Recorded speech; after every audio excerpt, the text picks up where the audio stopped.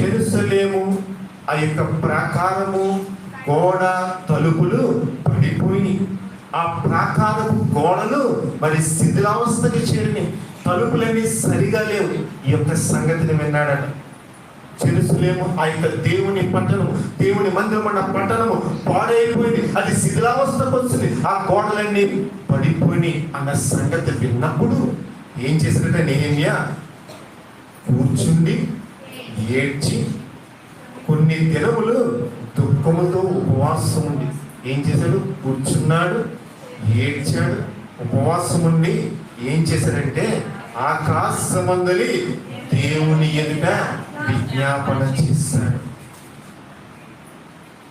ఆకాశమందలి దేవుని ఎదుట ఎందుకు విజ్ఞాపన చేశాడు? నా మందిరము, నా యొక్క దేవుని పట్టణం ప్రాకారాలు పడిపోయినాయి, తలుపులు లేవు, సరిగ్గా లేదు,